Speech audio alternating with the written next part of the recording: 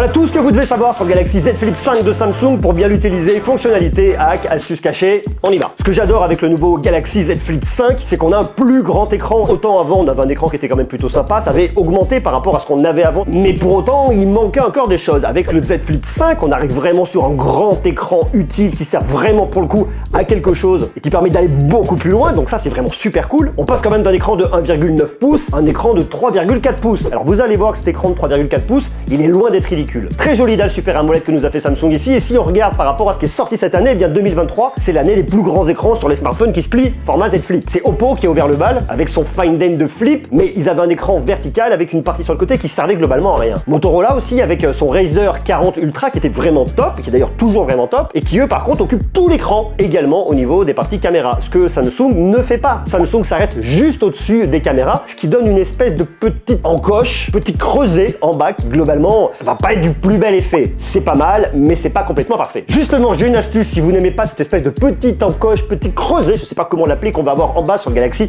Z Flip 5, eh bien vous n'avez qu'à le prendre, vous le retournez et vous commencez à l'entrouvrir. Vous allez voir que ça va twister, l'écran va tourner et il va totalement disparaître. En fait, c'est en fonctionnalité flex, c'est le flex mode. Lorsque vous le prenez, que vous l'ouvrez à 90 degrés, que vous le posez comme un petit chevalet, eh bien vous allez pouvoir l'avoir sans cette espèce de petit creuset sur le côté. Et si vous voulez le tenir dans la paume de votre main, il y a un côté qui est moyennement pratique, il faut prendre, l'entrouvrir et l'utiliser comme ça. Bon, c'est loin d'être parfait, mais si vous y aimez pas, c'est un petit hack qui pourrait potentiellement vous aider. Et j'ai un super bon plan, vous pouvez essayer gratuitement pendant 2 mois votre Galaxy Z Flip 5 et votre Galaxy Z Fold 5 grâce à Next Mobile qui vous permet de louer votre smartphone au lieu de l'acheter. Et pour le lancement des 2 nouveaux smartphones pliables de Samsung, il vous offre les 2 premiers mois d'abonnement sans engagement. Ensuite, vous pourrez soit le rendre, soit louer votre Galaxy Z Flip 5 à seulement 52,90 € par mois ou votre Galaxy Z Fold 5 à 79,90 € par mois. Tout en sachant qu'un Galaxy Z Fold 5, ça coûte 1899 €.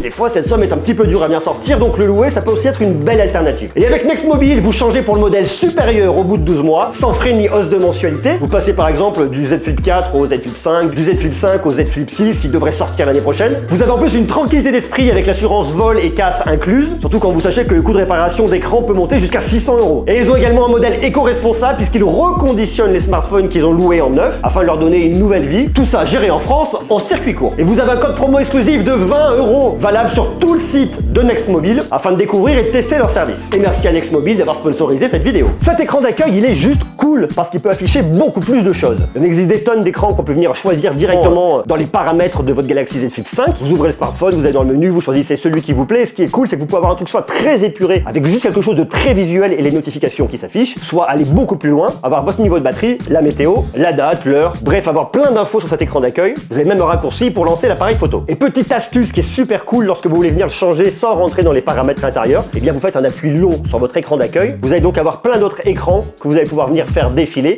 tous ceux qui sont préinstallés sur votre smartphone. Comme ça, vous changez rapidement en fonction de vos humeurs et de l'instant. Je trouve ça plutôt chouette. Samsung a aussi réfléchi en se disant, ok, puisqu'on a un plus grand écran, on peut venir faire plus de choses, on va donc mettre plus de widgets, donc apporter plus de fonctionnalités à ce grand écran. Vous allez avoir l'agenda qui est très grand avec vos événements sur le côté, la météo avec des infos heure par heure, des alarmes, votre nombre de pas, des raccourcis pour venir à passer des coups de fil très rapidement. Et vous avez également votre liste d'appels. Le chronomètre, pas mal pour le sport, le minuteur parfait pour la cuisine, où vous avez des raccourcis 10, 15 et 30 minutes. Un enregistreur audio également raccourci vers SmartThings pour venir contrôler votre maison avec tous vos appareils connectés de Samsung. Si vous vous intéressez à la bourse, vous avez le suivi des valeurs de Google Finance et des raccourcis vers pas mal d'applications, les messages, Netflix, WhatsApp, YouTube. Vous ouvrez votre smartphone, vous allez dans votre menu et vous choisissez ceux que vous voulez venir ajouter, afficher en fonction des besoins que vous avez. Vous pouvez aussi les réorganiser très facilement, posant votre doigt et en les faisant glisser. Et puis bien évidemment, il y en a plein d'autres qui arriveront plus tard. Samsung travaille avec plein de marques, donc ça devrait évoluer. D'ailleurs, il y a une fonctionnalité qui est géniale, vous pouvez utiliser Google Maps avec votre smartphone fermé. Suivez votre chemin en ayant votre smartphone au creux de la paume de votre main. Ça, c'est idéal lorsque vous allez vous balader, ça vous évite d'avoir un grand smartphone dans la main, il est petit, il est là, c'est pratique, ça c'est cool. Et l'autre truc qui est très cool, c'est que vous pouvez regarder des vidéos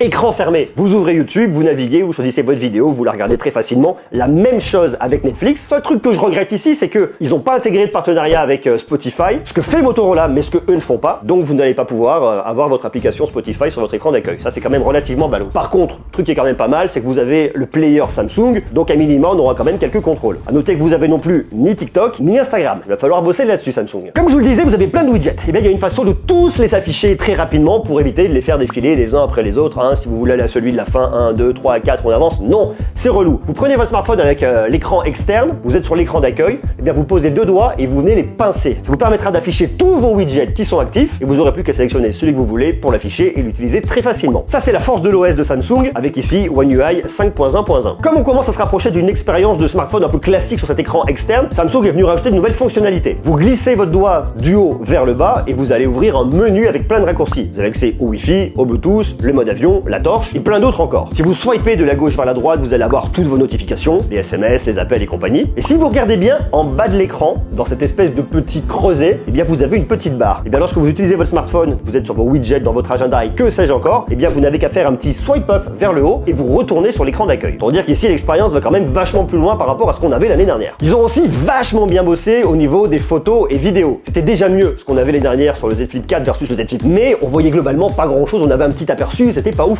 Là on se voit beaucoup plus, c'est beaucoup plus confortable, donc l'expérience est vraiment améliorée. Ça c'est cool. Lorsque vous êtes en mode photo sur l'écran externe, vous pouvez faire une photo avec la paume de votre main. Ça on le connaissait déjà, ça marchait sur les smartphones de Samsung avant. Le petit hack à venir connaître ici et qui est super important, c'est que lorsque vous l'avez face à vous, les caméras sont en bas, donc globalement vous allez vous voir sur le bas comme ça et vous allez voir le trou de nez. C'est pas terrible. Ce que je vous recommande de faire, c'est prendre votre smartphone, vous le faites pivoter, vous le tournez, vous mettez les caméras vers le haut, ça sera quand même beaucoup mieux. Mieux vaut être photographié par le haut que par le bas. Et globalement, par le bas, c'est pas votre meilleur profil. Ce qui est super en plus, c'est qu'ils sont venus vraiment réfléchir en termes de format. Vous pouvez venir vous filmer au format vertical, en 9/16e, pour TikTok et Instagram par exemple, en 16/9e également, plutôt pour le format YouTube, mais également en carré sur Instagram. Si vous voulez être dans le fil d'actualité, mettre une vidéo au format carré, un par un, vous pouvez le faire. Et vous avez également le format full, pourquoi pas. Autre petit hack que je vous recommande vraiment de faire lorsque vous voulez venir vous filmer, faire de la vidéo en tenant votre smartphone dans la main, eh bien c'est d'activer la super stabilisation. Pourquoi? Parce que lorsque vous tenez un smartphone comme ça et que vous filmez, vous aurez une meilleure stabilisation avec vos deux mains. Si vous le tenez à une seule main comme ça, eh bien il se peut que ça bouge davantage. Donc en activant la super stabilisation, vous allez avoir la meilleure qualité possible. Et d'ailleurs pour réussir vos contenus, photos et vidéos, faites-le vraiment avec le smartphone plié. Parce que comme vous avez un grand écran ce coup-ci, vous voyez davantage. Les meilleures caméras sont à l'extérieur. 2x12 mégapixels, grand angle et ultra grand angle, ça fait le taf. On va pas aussi loin que ce qu'on a sur la gamme S de Samsung, mais globalement ça fait le taf. Donc vous pourrez faire des vrais selfies de qualité, plein de photos au mode portrait qui seront super cool avec plein d'effets d'ailleurs qui sont assez sympas. Studio, mono élevé, mono faible. Vous avez également le point de couleur. Et l'autre mode qui est cool et qu'on avait déjà vu avant, c'est le mode flex. Le mode flex, c'est lorsque vous prenez votre smartphone, vous l'ouvrez à 90 degrés. Ça va être intéressant pour plein d'applications différentes et notamment on le connaissait en termes de photos et de vidéos.